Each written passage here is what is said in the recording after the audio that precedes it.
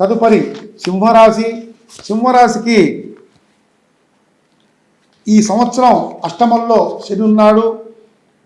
గురుడు అర్ధాష్టమం, గురుడు జన్మంలో కూడా ఉంటాడు.